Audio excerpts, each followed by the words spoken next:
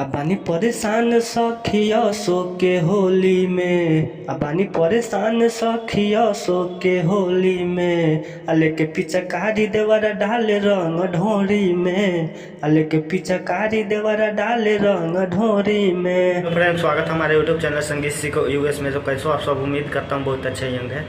जैसे कि आज हम जो कि सॉन्ग लाऊँ, बहुत ही बॉल सॉन्ग, फुल और फिर सॉन्ग होने वाला है आज का। तो वीडियो को पूरा अंत तक देखिएगा, तभी आपको ये सॉन्ग समझ में आएगा। जैसे जैसे गाँव, जैसे जैसे गाना है, जहाँ से दो बार है, जहाँ से दो बार गाना है, जहाँ से एक बार आपको एक बार गाना है।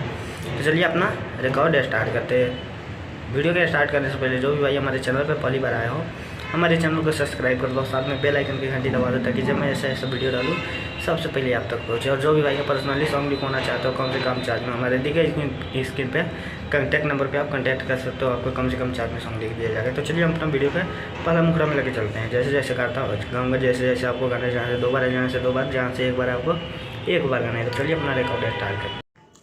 तो चलिए हम इसी सॉन्ग आज ट्रिप पे लाए हैं, जो कि बहुत बवाल सॉन्ग, फुल और फ्री सॉन्ग होने वाला है आज का। तो वीडियो को पूरा तक देखिएगा, तभी एक सॉन्ग आपको समझ में आएगा। ऐसा ऐसा सॉन्ग कहीं ना कहीं मार्केट में बजने का चांस रहता है, तो हो सके आप भी गाओगे तो मार्केट में कुछ ना कुछ रिस्पॉन्स मिलेगा। तो चलिए वीडियो को पूरा तक देखिएगा। इस तरह से अपना पहला मुखड़ा है, जो कि ये ट्रिक है पिया परदेसी का, जो कि बहुत ही बवाल सॉन्ग, ट्रेंडिंग में सॉन्ग चल रहा था, बहुत सारे रील्स पे वायरल हो रहा है ऐसा ऐसा सॉन्ग। तो चलिए आपको लेके चलते हैं अपना मुखड़ा। ऐसा है मेरा मुखड़ा। हाँ, अब बानी परेशान सखिया सो के होली में, अब बानी परेशान सखिया सो के होली में। अले के पिचकारी देवरा डाले रंग ढोरी में, अले के पिचकारी देवरा डाले रंग ढोरी में। क्योंकि मेरा थोड़ा सर्दी हो गया, इसलिए आवाज़ उतना क्लियर नहीं जा रहा, तो पूरा आपको समझ के गा लेना है। तो चलिए ऐसा अभी सॉरी, अब बानी परेशान सखिया सो के होली में, अब बानी परेशान सखिया सो के होली में। अले के पिचकारी देवरा डाले रंग ढोरी में, अले के पिचकारी देवरा डाले रंग ढोरी में। अभी तरी घूस जलाया चरा के डोरी में, अभी तरी घूस जलाया चरा के डोरी में।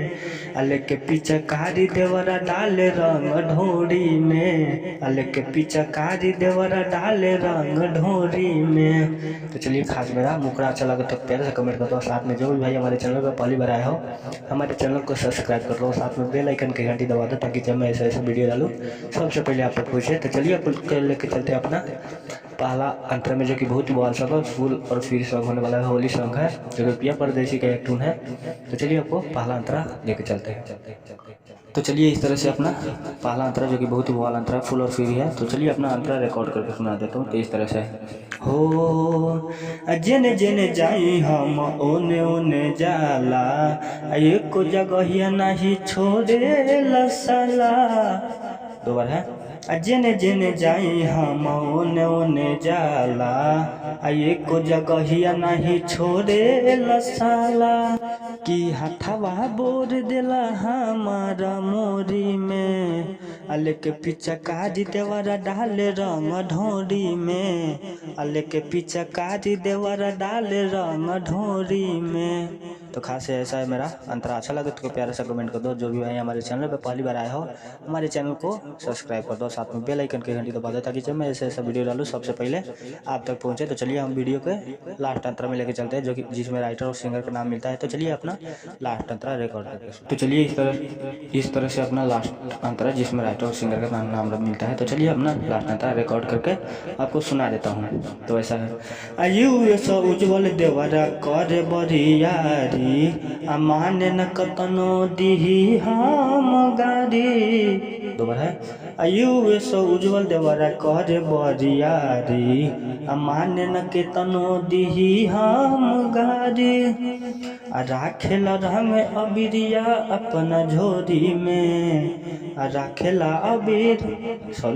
राखेला रंग अबीर अपना झोरी में। अले के पिचकारी देवरा डाले रंग ढोरी में, अले के पिचकारी देवरा डाले रंग ढोरी में। तो चलिए मेरा लास्ट अंतर अच्छा लगा तो प्यार से कमेंट कर दो। जो भी भाई हमारे चैनल पे पहली बार आए हो, हमारे चैनल को सब्सक्राइब कर दो, साथ में बेल आइकन की घंटी दबा दें ताकि जब मैं ऐसा ऐसा वीडियो डालूँ सबसे पहले आप तक पहुँचे। और जो भी भाई का पर्सनली सॉन्ग लिखवाना चाहते हो कम से कम चार्ज में हमारे दिए गए स्क्रीन पे कॉन्टैक्ट नंबर पे आप कॉन्टैक्ट कर सकते हो, आपको कम से कम चार्ज में सॉन्ग लिख दिया जाएगा। तो चलिए वीडियो को यहीं बंद करता हूँ, तब तक के लिए अगला वीडियो के इंतजार में बाय।